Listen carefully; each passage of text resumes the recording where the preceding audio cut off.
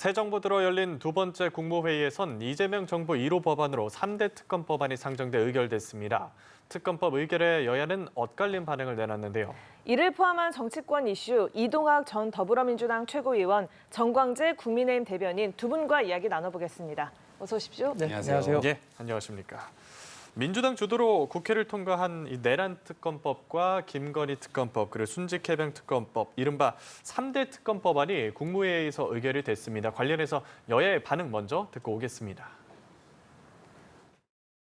어제의 범죄를 벌하지 않으면 내일의 범죄에 용기를 주게 될 뿐입니다. 민주당은 3대 특검을 통해 대한민국의 정상화를 이루어내겠습니다. 정쟁에 함몰되는 대통령은 성공하기 어렵다 하는 기본 원칙적인 교훈과 경고를 전달드리고요. 그럼에도 불구하고 이 특검을 밀어붙였기 때문에 상당히 안타까운 상황입니다. 예, 국민의힘은 날선 반응을 세웠습니다. 이재명 정부 1호 법안이 민생이 아닌 정쟁이다 이렇게 비판했고, 또 더불어민주당은 특검으로 대한민국 정상화를 이뤄야 한다고 강조를 했는데 각 당의 반응 어떻게 평가하실까요? 네, 우선 특검 세 가지는 할 수밖에 없었던 거죠. 이것은 대통령이 됐다고 하더라도 용서를 해줄 수 있는 능력도 없고요. 이거는 진행되게 돼 있습니다. 일정 부분 저는 야당에서도 그런 것들은 이미 받아들이고 있는 것 아닌가 싶고요. 이게요, 내란 특검법은 11건이고요. 그다음에 김건희 특검법은 또 16건입니다. 국민들께서 많이 기억하시겠지만 김건희 여사가 국정 개입했었던 여러 가지 논란들이 꽤 많았습니다. 그런데 그럴 때마다 검찰이 무마해주거나 권익위가 무마해주거나 감사원이 나서서 무마해주거나 그런 무마들은 도대체 왜 일어났는지 이런 것들까지를 포함해서 16건이고요. 그다음에 최혜병 특검법도 또 8건이나 이렇게 되어 있습니다. 총 해서 35건 정도 되는데요. 이것을 기존의 수사기관인 경찰이나 검찰에 맡겨둔 다면 또다시 대통령의 입김에 의해서 수사기관이 좌지우지되는 거 아니야? 라고 또 의혹을 가지실 겁니다. 그렇기 때문에 좀 더 객관성을 지닐 수 있는 특검을 통해서 이것을 또 지지부진하게 계속해서 또 해를 넘겨가면서 계속해서 정치 보복적 느낌이 국민들에게 전달되지 못하도록 이번 연내에 이런 부분들 기간도 딱 정하고 범위도 정확하게 정해서 처벌할 것은 반드시 처벌해야만 다시는 이러한 일이 반복되지 않는다라고 하는 교훈을 남기기 위해서 추진할 수밖에 없다 이 말씀 드립니다. 예, 민주당 측 의견에 대해서 어떤 생각 있으실까요?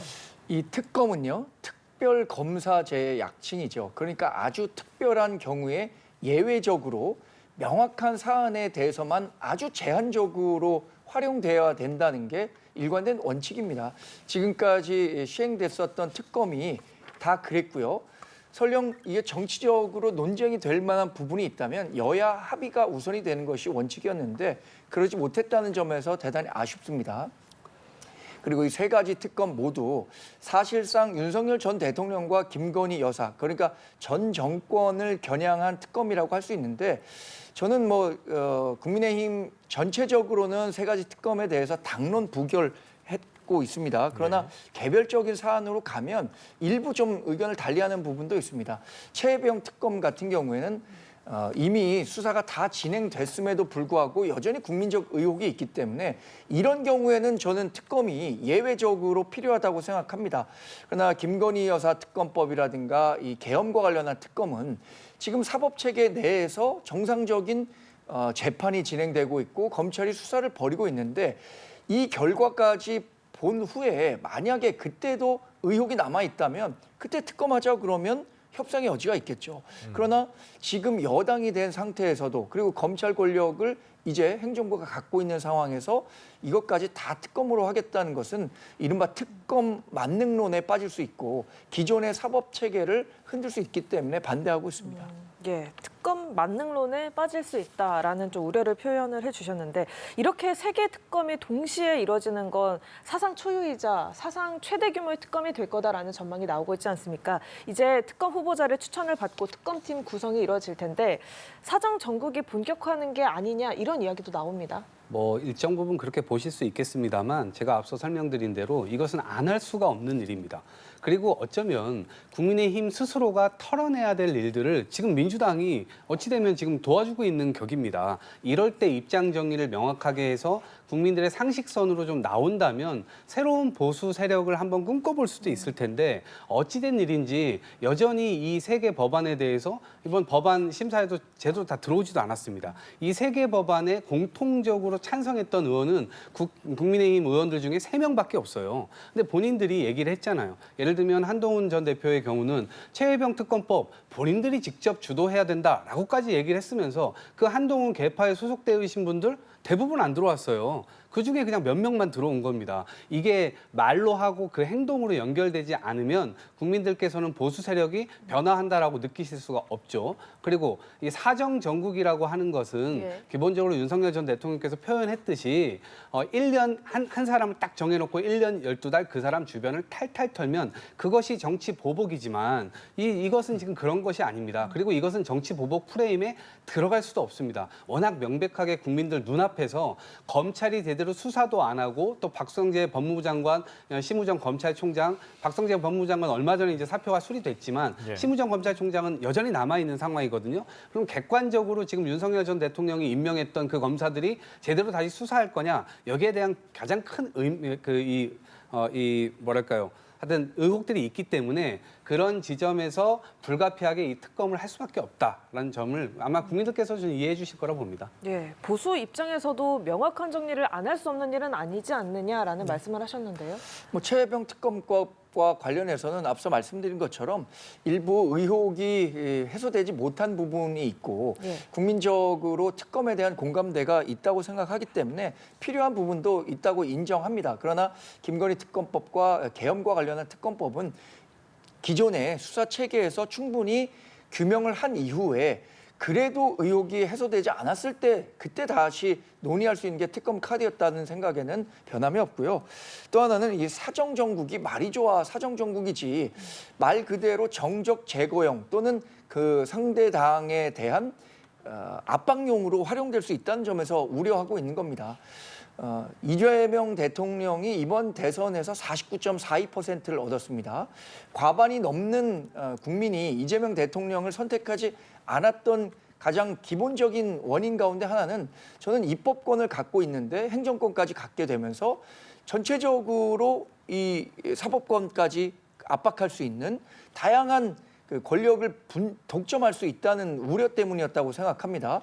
그런 부분을 고려한다면 지난 2017년에 있었던 문재인 정부 시절의 적폐청산, 이때 불과 1년여 만에 50여 명 정도가 구속되고요. 5명이 극단적 선택을 할 정도로 대단히 그 강도 높은 사정정국, 그야말로 보수 괴멸 수사가 이루어졌었던 거죠. 그런 부분들에 대한 교훈으로 이재명 대통령에 대한 위기감이 있었다고 보는데 대통령이 되자마자 민주당과 함께 이런 식으로 상대 정당에 대해서 압박하는 모습은 협치보다는 분쟁을 조장하는 것 같아서 아쉽 따름입니다. 예, 3대 특검법 상정 관련해서 의견 여쭤봤고요. 이 얘기도 좀 해보겠습니다. 이재명 대통령의 대장동 사건 공판 기일을 법원이 무기한 연기하기로 했습니다. 선거법 위반 사건 파기환송심에 이은 건데 이번에도 법원이 이 헌법 84조를 따랐다는 입장을 냈거든요. 네, 헌법 84조는 내란 혹은 외환죄를 제외하고는 형사상 대통령을 소추할 수 없도록 한 규정입니다. 근데 이 규정이 왜 있는가를 한번 생각해 보십시오. 국정 운영의 안정성을 취해야 될 것 아니겠습니까? 그리고 95년도인가요? 헌재에서 판결이 나왔는데 그때에도 대통령 스스로가 외국에 대해서 국민들을 대표하고 있고 또 국정을 계속해서 운영을 하고 있기 때문에 재판 불려다니고 왔다 갔다 하는 그 모습 자체가 국격을 실추하는 거예요. 그리고 또 한 가지는 어찌됐건 국정 운영에 만전을 기해야 함에도 불구하고 재판 왔다 갔다 하는 그 모습으로 이 스스로의 권위가 실추될 뿐만 아니라 시간도 굉장히 소요가 되는 것이죠. 그렇기 때문에 국민들을 지키는 어떤 그 권익에 비해서 대통령을 재판 받게 하는 것 자체가 그 권익이 굉장히 떨어지기 때문에 이것을 유지할 필요가 없다라고 하는 것이고요. 이번 84조를 적용한 것도 마찬가지입니다. 이 지금 상황에서 어찌 보면 민주주의 체계에서 선거를 통해서 국민 다수의 판단을 일정 부분 사법부가 좀 수용한 것이라고 봅니다. 남아있는 재판건들도 한 3건 정도 남아있는데 이런 부분들도 84조에 의해서 당연히 이 뒤로 연기되는 것이 맞고요. 이것은 용서를 해주는 게 아닙니다. 분명하게 말씀드리는 것인데 용서를 해주는 게 아니고 재판이 5년 뒤로 연기되는 것입니다. 그럼에도 불구하고 하나만 더 말씀드리자면 예. 처음부터 정치적, 국가적 폭력, 정치 검사들이 동원돼가지고 정적을 제거하려고 했었던 그 수단에 의해서 지금 재판 과정으로 넘어가 있는 것이거든요. 그래서 이러한 일들은 다시는 벌어지면 안 된다라고 하는 것을 말씀드립니다. 예, 법원이 이재명 대통령 관련 사건에 대해서 하나씩 입장을 내고 있습니다. 헌법 84조에 대해서 각 예. 법원별로 지금 자의적인 해석을 하고 있다고 판단합니다. 지금 법조계에서는 헌법 84조에서 규정하고 있는 대통령에 대한 불소추 특권이 과연 대통령 직무 수행 과정에서 발생하는 사법 리스크를 억제하기 위한 것이지 그 전에 있었던 재판까지 중지시킨다라고 생각하지 않는 분들도 굉장히 많거든요. 그래서 이 84조에 대한 해석은 다양한 이견이 존재합니다. 예를 들어서 우리 헌법학의 지금 태두라고 할 수 있는 허영 경희대 법학전문대학원 교수 같은 경우엔 헌법 84조뿐만 아니라 헌법 68조 2항을 보면 대통령이 판결 등의 영향으로 직무 수행이 불가능할 경우엔 60일 이내에 재선거를 한다는 규정이 있거든요. 이걸 복합적으로 판단해 본다면 대통령이 되기 전에 발생한 재판에 대해서는 계속 진행돼야 된다는 원칙을 제시하고 있습니다. 이것과 관련해서는 저는 개별 재판부의 판단을 맡긴 대법원의 판단도 잘못됐다고 생각하고 그리고 최종적으로 헌법 84조에 대한 해석 권한은 헌법재판소가 갖고 있는 만큼 이 부분과 관련해서는 뭐 우리가 할 수 있는 법률적인 그 제도를 이용해서 헌법 소원이라든가 다양한 자구책을 한번 마련해 보겠다는 생각입니다. 예. 그런데 민주당이 10일 본회의에서 형사소송법 개정안을 처리하려던 계획을 미뤘거든요. 이거는 왜 그런 건가요? 그러니까 지금 대통령께서 가지고 있는 게 협치 기조를 가지고 있고요. 국민주권 정부라고 이름 붙였습니다만 일정 부분 국민의힘이 내란 세력이다 이렇게 이제 규정도 했지만 예. 결과적으로는 뭐 40% 넘는 또 득표를 하지 않았습니까? 그럼 현실적으로 정치 세력 간의 이러한 타협이라든가 아니면 대화하려고 하는 노력 이런 것들은 필요하다라고 하는 기조가 민주당에도 이번에 반영된 것으로 보이고요. 또 한 가지는 결국 이 형사소송법이라고 하는 것을 이 개정함에 있어서 이게 과거에도 보면 예. 헌법재판관을 국회에 추천을 3명을 하게 돼 있습니다. 그럼 청문회를 거쳐서 바로 추천을 하게 되면 바로 그날 임명을 하거나 그 다음 날 임명을 해야 돼요. 그런데 지난 몇 개월 동안 헌법재판관을 언제까지 임명해야 된다는 조항이 없기 때문에 임명할 수 없다고 버텼습니다. 그러니까 이거는 사실 정치가 살아있다면 이러한 비상식적 행동은 나오지가 않죠. 당연히 즉시 임명할 것으로 생각하고 헌법이든 법령이든 다 만들어져 있는 것인데 이것을 교묘하게 정치적으로 활용을 했던 거죠. 이것도 마찬가지입니다. 대통령의 이 형사상 소추를 받지 않는다는 이 조항을 악용을 해가지고 원래 그 이전에 있었던 재판들도 대통령이 되었음에도 불구하고 다 받아야 된다. 그러면 대통령이 실제로 만약에 물러나야 되는 날 수밖에 없는 그런 상황에 처하는 재판 결과를 맞게 되면 국민들의 여러 판단 자체를 사법부가 완전히 무위로 만드는 것과 동시에 또 한 가지 부작용은 이 현직 대통령이 다음 대통령 후보들을 의도적으로 선거법으로 전부 다 걸어가지고 그 주자들을 전부 다 낙마시키고 혹은 이렇게 결과를 왜곡시킬 수 있는 시도도 할 수 있다라고 하는 것이기 때문에 예. 84조라고 하는 국정 안정에 굉장히 중요한 이 조항이 완전히 형해화되게 되는 겁니다. 그렇기 때문에 이 지점에서 야당하고도 조금 더 이야기를 좀 나눠보고 이것은 차제에 이재명 대통령에게만 적용되는 게 아니고 다음 대통령, 다다음 대통령 모두에게 적용될 수 있는 조항이므로 대화를 좀 더 해야 되겠다 이런 생각을 갖고 있습니다. 예, 개정안 처리하려던 계획 연기한 거 어떤 생각이실까요? 이렇게 다양한 사법 리스크를 안고 있는 사람이 다음에 다시 대통령이 될 수 있을까요? 저는 이재명 대통령이 매우 특수한 경우라고 생각하고 결국에는 형수법 개정안이라든가 공직선거법 개정안 또 법원조직법 개정안 이런 것들을 다 바꾸려고 하는 것이 결국 이재명 대통령 한 사람을 위해서 입법권을 남용하는 거 아니냐 이렇게 생각할 수밖에 없다고 생각합니다. 결국 이 법이 바뀌었을 때 혜택을 보는 사람이 누구냐? 그럼 그 사람을 위한 법이라고 판단할 수밖에 없는 거잖아요. 지금 뭐 당장 12일에 열기로 했었던 그 본회의를 연기해서 예. 처리하지 않는다고 하지만 이게 당장 연기한 것이지 아예 철회하겠다는 뜻은 아니거든요. 그럼 언제든지 마치 이런 거죠. 도관에 든 쥐를 언제든 고양이는 잡아먹을 수 있는 겁니다. 지금 국회에서의 의석 배분을 고려한다면 민주당은 언제든지 이 법안을 원하는 시기에 제정할 수 있고 이재명 대통령이 이에 대해서 거부권을 행사할 리가 없기 때문에 실효가 될 수 이렇게 언제든지 공포가 될 수 있는 거예요.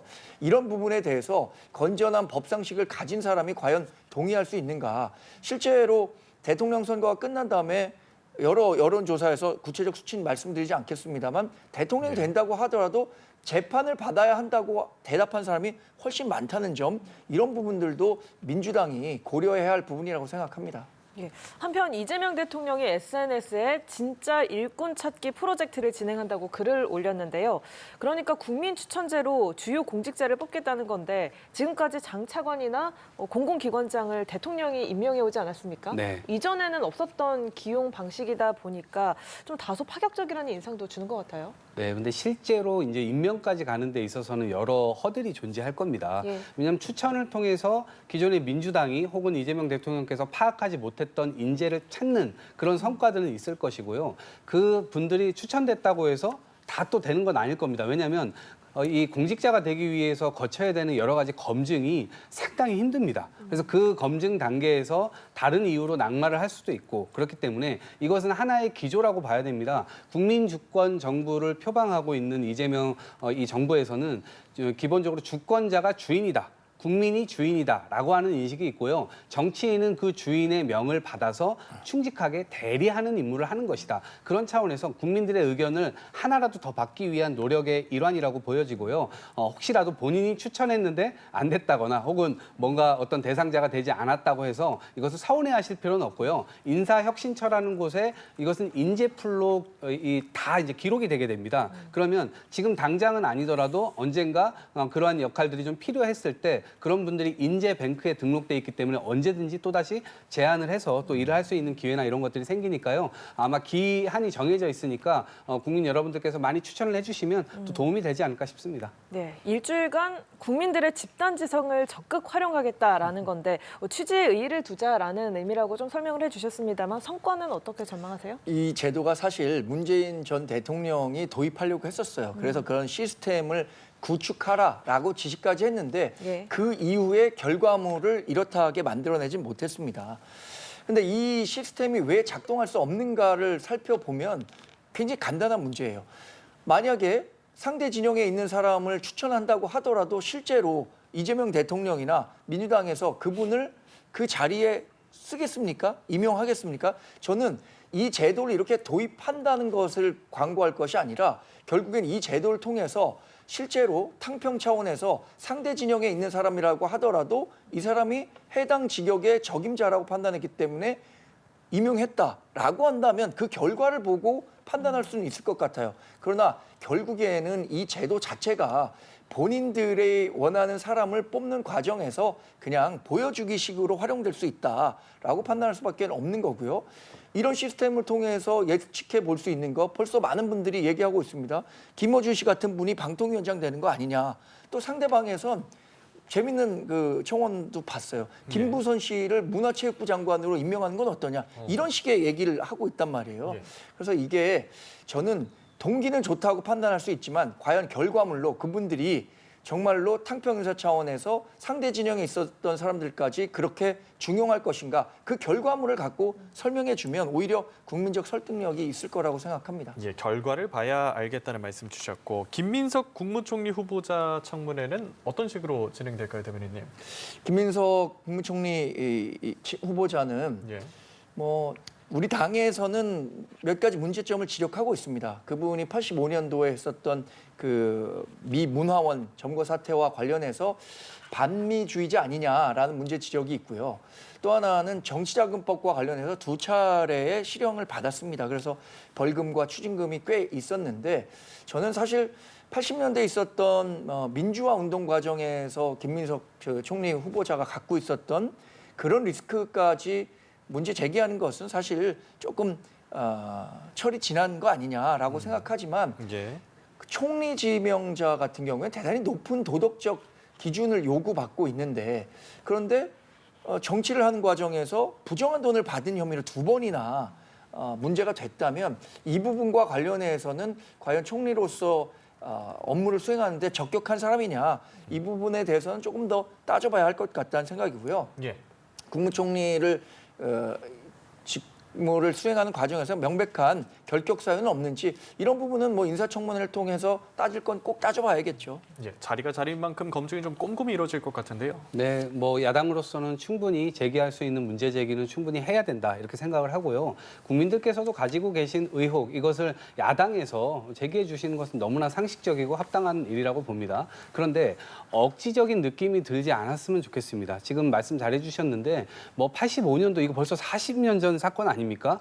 그런 거를 가지고 이제 얘기를 하다 보면 그 이후에 이미 김 총리 후보자께서 이미 저 미국 가가지고 변호사 자격증까지 따오셨습니다. 그러면서 미국의 이 재계 정계 분들하고 두터운 교분 지금까지 이어오고 있고요. 그것은 하나의 또다시 총리가 되게 되면 좋은 자양분으로 또 활용될 가능성도 있고요. 또 미국뿐만 아니라 중국에서도 공부하셨잖아요. 그러면서 또 칭화대에서 공부하면서 또 여러 인맥들을 또 쌓고 있단 말이에요. 그래서 국무총리가 단순히 미국만 쳐다볼 게 아니라 어찌됐건 상대가 있는 이 국제적인 어떤 틀 내에서 미국과 중국, 그다음에 전 세계 전체를 시야로 넓게 보면서 종합적인 판단들을 좀 하면서 그런 것들 행정 각부들을 좀 통할해 나간다면 훨씬 더 종합적인 외교도 될 것이고 종합적 이 경제도 될 것이고 여러 가지 측면에서 김민석 후보가 갖고 있는 이 장점들이 너무나 많습니다. 예. 그런 차원에서 보면 지금의 검증이야 당연히 해나가야 될 것이지만 결국 국민들을 위해서 본인의 어떤 능력 이런 것들을 다